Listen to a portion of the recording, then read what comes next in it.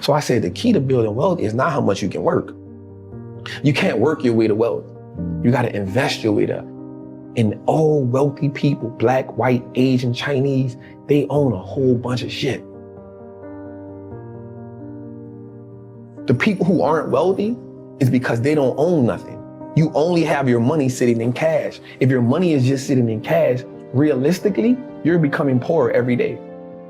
Some people actually fear success. Success comes with a lot, right? But until you can overcome that average reality that you live in, no matter what you're on, once you become comfortable there, it becomes average. Anyone can live in average. Everyone can live in mediocrity, right? Then there's those outliers who consistently push themselves to go to the next level. Knowledge is what gives us leverage in life. It's not about how strong you are. It's about what you can learn. And then how can you actively apply that? The more money they print, the more money that money loses value. It's the reason why the bank wants you to have your money there, so they can take it and use it and invest it so much and be like, hey, it's just sitting, I'm gonna give you 50 cents on whatever you had in there. And so the idea of ownership was, yo, we can just start owning everything that no matter if it's just a stock. Like, that's powerful, because if you can start owning the businesses that you now consume every day, you turn a one-time transaction to a lifetime of profit. And that was major for me, because if I go to the store and buy a pair of Nikes, that's a one-time transaction. In order for me to get something from them again, I gotta come back and buy another pair of Nikes. But if I own the Nike stock, long as I own it, it's a profitable vehicle for me. So that one-time transaction can become a lifetime of profit if I own that business. If I'm gonna buy Apple, if I know I'm an Apple user, if I know I got the phone, I got the AirPods, I got the MacBook, I got the PC, I'm excited when Apple's about to drop something, why wouldn't I own it? So he said, wealthy people stop trading time for money, they start making their money work for them, and they give value to, as much value to people as they can. The caveat, I mean, we got a little deep into that. He said, the reason why you give people so much value is because if you give them so much value, they'll never leave you, they'll always be there for you, and you will never need for anything as long as you give value to people. Wealthy people, first they get into stocks, then they start a business, and then they get real estate. As long as you believe in it, like you said, the only belief that matters is, what do you believe you can do? I personally believe that there is nothing I cannot do. And for me, it's all about impact, purpose, fulfillment. Like, the money is a byproduct of everything else. That isn't my focus. My focus is I have a knowledge and information that I know that can change lives. Not just one life, not just like lives. And so the way that you change lives is by consistently learning, finding new ways to put that information out there, being able to open up, being able to be vulnerable, because people need to connect. So like, just coming up in the streets, you only see the game from the lowest level. And you look at everybody else in part admiration and part like jealousy, because you see it and you're like, damn, I'll never get there. Right? And so the only way that I think I can get that is through sports or hustling. That's it. That's the only, or rapping. Those are the only three options that you have. And so you make a decision on which way you want to go. Right? And so you look at it from like, damn. And so me, I'm at the time like, man, I can't rap. Damn sure I can't play sports.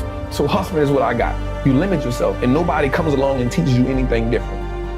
The reason why people think wealthy people or people with money are sinister is because that's what you kind of taught in the hood. Like, you kind of taught like the people who really have money, like they did some wicked shit to get it. They did some backstabbing, cutthroat shit to get it, and you'll never get that, right? And so that same mentality now happens on a lower level, right? The hustling, the dope dealing. So now you think like, yo, I gotta just do sinister shit to get money. And then the people who are successful in the drug game, they're looking at the people at the top like, damn, I want to be that. But the people at the bottom will never get a taste of that. And so now we just kind of living off ambition. And so now the people who are in the middle who working, they're like, oh, them people with money, they all crooks. Because being at the bottom teaches you to envy people at the top. It just happens. It's something that grooves down there, right? It's kind of like you cook. I don't know if you had gumbo before, right? But it's kind of when you cook food, right? The base goes to the bottom. And so most people live in that bottom. never knowing how they would get up there. No one now believes that it's possible. Once you keep passing that down, you start accepting the lower level. And then there's a few of us or a few people who said, nah, I'm an outlier, yo, like, I'm about to go for it. And then whatever happens, I'm with that shit. You feel me? So for me, again, one of the greatest things that happened to me was my mother telling me, like, the world is wrong and you got to get this shit how you live. But I also saw my grandmother be a legal entrepreneur. So I saw it from both worlds.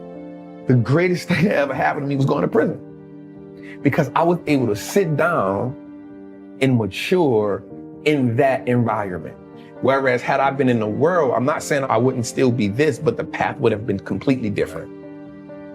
So while I'm in prison, I pick up a habit of reading. That was the game changer for me. On the streets, I never had the opportunity to just sit down and read because I'm always trying to survive. In prison, there was no longer a survivor mode there. So I went through a phase where I was reading like the hood books, and then I was like, man, I lived this shit already. No matter how many times you tell a hood story, it's still the same. Right. I've lived this shit for real. I don't keep need to read this.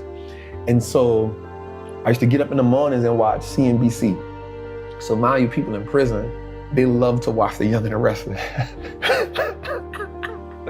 And so I would have to get up before them to watch like Squawk Box, Jim Cramer. I'd be like, damn, these motherfuckers making all this money and they not risking their life. Something gotta change for me. Like something gotta change. And so I just started listening to them every day and I started comparing it to the streets. A good business is just like a good hustler. A good business has great product. They have great clientele. A great hustler has a great product. He has consistent clientele. A good business on the stock market has what's called a moat, a competitive edge that keeps his competitors away. A good hustler on the street is gonna have that competitive edge where they be like, nah, yo, I ain't rocking with you. I'm gonna just wait till Trap come back, right? So there's the competitive edge. A good business has a good branding moat, meaning my name is good, right? So a good hustler on the street, yo, Trap got that blue magic. I'm good on you. Like if I can't get Trap, I'm gonna just go Trap. But Trap got that blue magic, that's what I'm rocking with. Branding mode, right? That's it. A great business on the stock market has more assets, more liquidity than debt. A good hustler on the street is, if you don't learn how to fund your business, if you're operating where all you have is re-up money, you're not gonna last long. So those components reminded me the same. On the stock market, in the world, if a company's paying tariffs, that's equivalent to a dude on the street going pay draft to go hustle in somebody's hood. Like, you can't hustle over here unless you pay me draft. It's the same as a tariff. It's the same thing. Yeah. So once I broke the game down to a way that I can understand it, it wasn't about me just being brilliant. It was like, yo, how do I make the game winnable for me? So for me, it's always about how do I attain as much, it's always a challenge for me. How can I attain as much knowledge as I can? Because I love learning. Like I love learning, but then how do I take that and be able to now reciprocate it or give it to somebody who may not understand calculus or trigonometry, but if I can give it to them in this way, they can say, oh yeah, I got it. And there's more people that struggled in the world that has become successful. So struggle has to become a language that I struggle. So that's the language I'm great at. So if I can break down things into a struggle language, now I make it the game winnable for everybody. And that's the goal, to make the game winnable for everybody who's bold enough to step into the batting cage. If you're bold enough to do that, I was bold enough to jump in a goddamn 152-foot tank with sharks in Dubai. If you're bold enough to do it, there's an experience that comes from that. And that experience is so exhilarating, it will take you to the next level. Because now you keep chasing the next level of you. And that is when you start understanding life at a whole nother concept, when you start understanding that, yo, for the longest, I was just low-level living. I was low-level thinking. Now that I've been exposed to something, and I say this often, whatever you haven't been exposed to isn't your fault. Once you get exposed to it, you now are accountable for it. And so once I've become exposed to so much knowledge and information, once I expose you to it, you're accountable, because now you can no longer say, I didn't know. So the important thing for me to tell them is, start where you are. You build a house brick by brick. I mean, of course, you can get a house put together all at once. You know, we live in that world I get now, the idea. right? But you build a mansion, you build an empire, you build it brick by brick. Like you start with $25. And we have to understand, RIP to Nip, man, the great, he says something that's phenomenal. He said, we on a marathon. We didn't get into our situation overnight, right? If we look back at our situation, you see you inherited that, whatever it is, that poverty. You inherited that mindset, that idea of scarcity, that idea that you don't have enough money. You inherited that. Building wealth becomes a revolutionary act because now you start saying, I'm gonna go against what I was taught, right? And so I said, by starting with $25, if you can do $25 a month, that's cool. If you can do $25 a week, that's cool. But what happens is, once you start understanding the power of how your money works, you'll start saying, yo, I don't need to do that because that's taken away from this. That 25 will now become $50. Guaranteed. That 50 will now become 100 because you're gonna start doing more with less. The person who works out and sees that they drop 10 pounds in 2 weeks says, you know what, I'm gonna go a little harder because I know if I can drop 10, I can drop 20.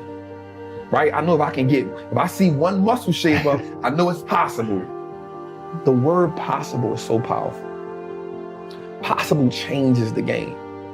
Instead of it being impossible, we now say I am possible or I'm possible.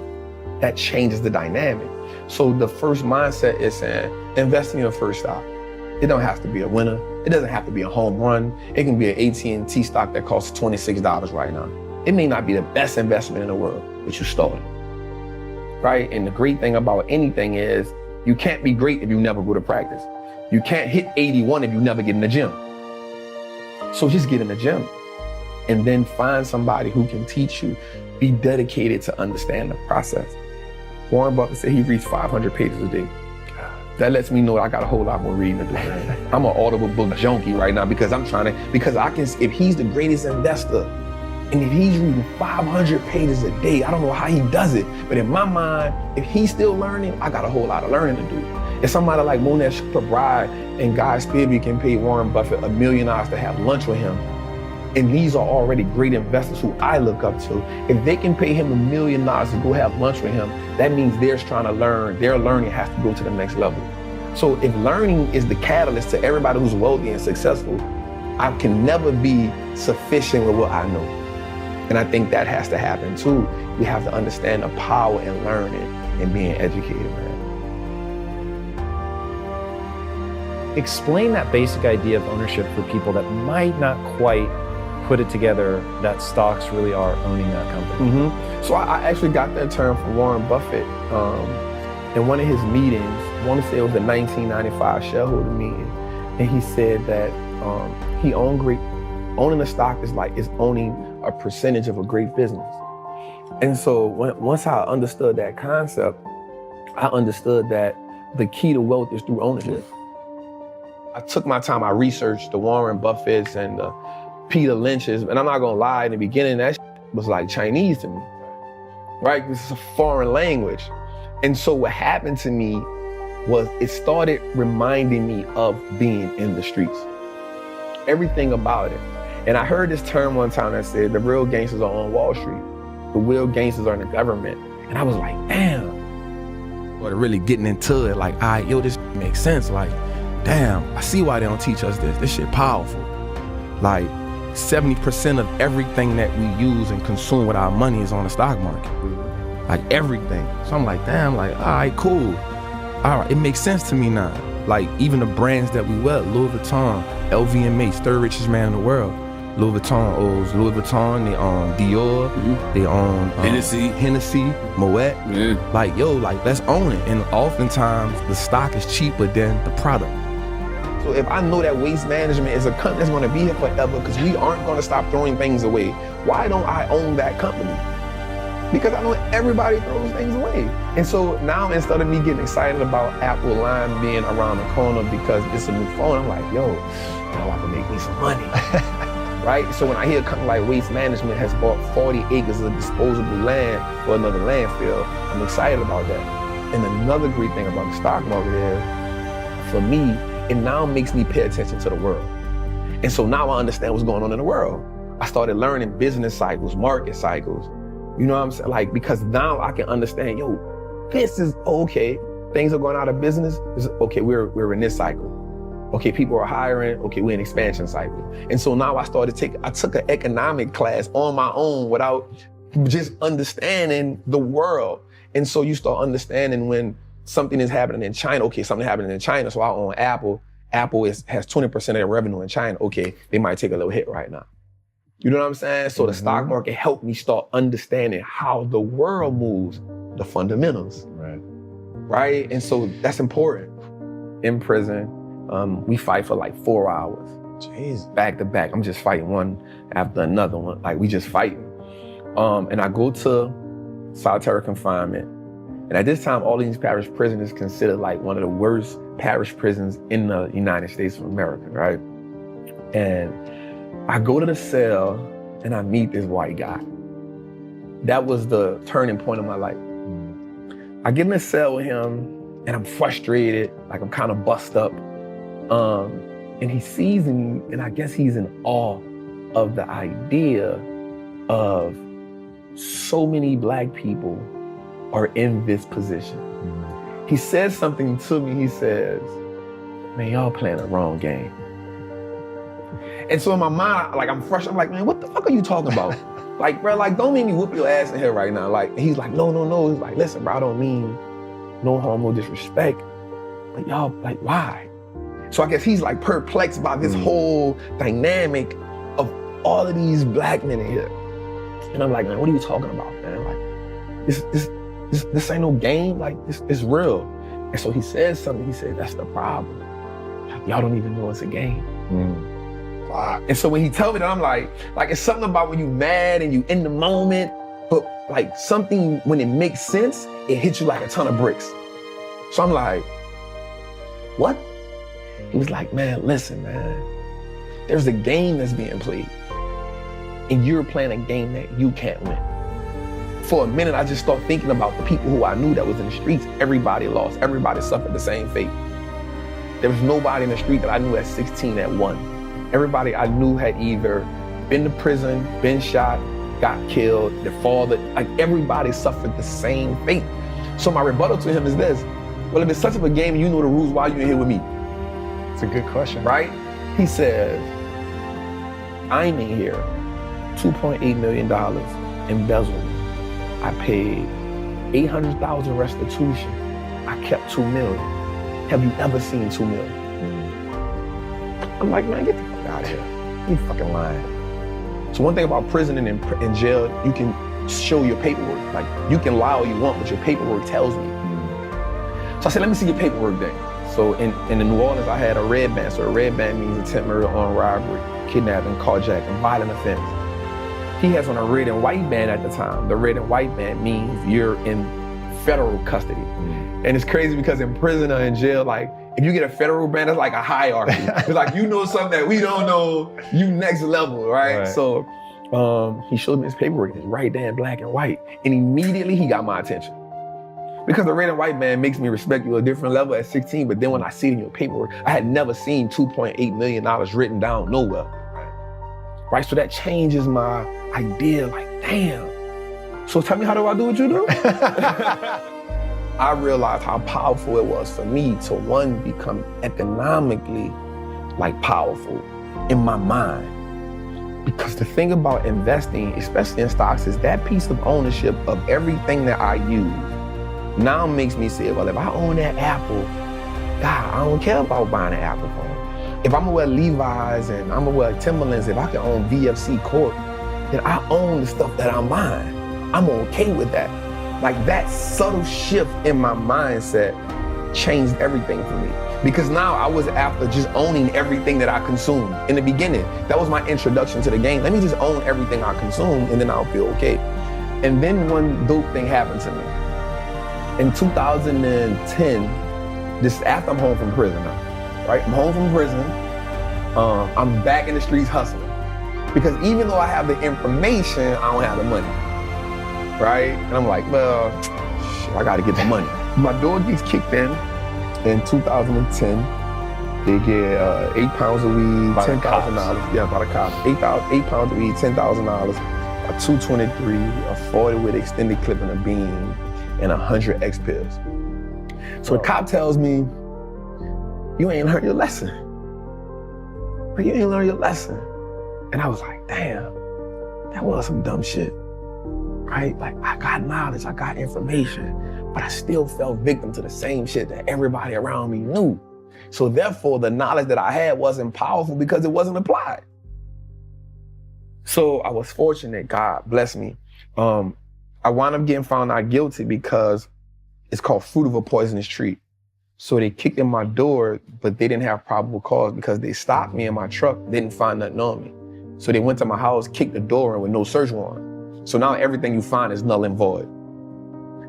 That's purpose, man, because that's not supposed to happen, right? I'm thankful for that all the time. And then, but that put me in a situation because now, even though it cost me $60,000 to beat that charge, I don't have no money.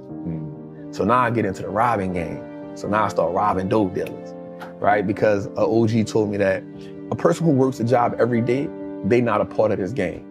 So they not fair game. You don't mess with them. But somebody who sells a nickel bag, you fair game. A shark don't care if it's a tuna or whatever. If you in the ocean swimming, you fair game. And so I started robbing dope dealers at the time because I was like, yo, if you want, you can't call the police. If you want to see me, I'm with it. And I got in a situation where I was good at it. Me and my partner, God bless his soul. And then one day I almost got killed. And I go to my partner and I say, bro, I'm out. Like, it's a done deal. But when they kicked my door in, something happened. So they took my truck, they took my money, but they didn't mess with my stock account. It didn't freeze, it didn't. I said, hold up. They don't think I'm smart enough for this. In the book 48 Laws of Power, it says, never underestimate your opponent. And at that point, I realized that America underestimates us. And it's from a class issue because we've never said we're capable of doing this. It's a game we just didn't play. So I said, okay, God, what do you want me to do? All I know how to do is be a hustler. And the voice from 1999 comes in my head and says, you're just playing the wrong game. All right, cool. So I went to tell my homies, like, yo, check this out. Instead of us just blowing the money, we gonna wear the Fendi anyway. We gonna wear it anyway. Let's just own that shit too. Like, let's play the game both ways. So my homies really wasn't getting it. So I had to say, all right, yo, like, the education, the knowledge is the fertilizer to your wealth, right? So as the education and as the knowledge changes, so does the compensation change. Because now I can have conversation about different things. So I really just locked in on it. And I started teaching my homies, and I was like, all right, how do I make it realistic to them? How do I make them tap into it? Mm-hmm. So the second thing was like, yo, check this out. None of us can beat the game. Everybody I knew had the same problem. Nobody had a solution. How do I now stop looking like the problem and start representing a solution, right? So I can't talk to everybody, but I can talk to street dudes. Like, I can talk to them. So I'm like, yo, check this out. If you go do a bid, which is gonna happen, what do you come home to? Mm-hmm. Like, you gotta get back in the streets. You gotta get it out the mud again. So if you had money invested for you, when you come home, you got money. You don't gotta ask nobody for no handout. What if you go do a bid and what you've made the sacrifices, you've took the chances, what do your family have? Like, so let's start thinking bigger picture now. What happens if you get killed in the street? Because most of us either go to jail or we get killed.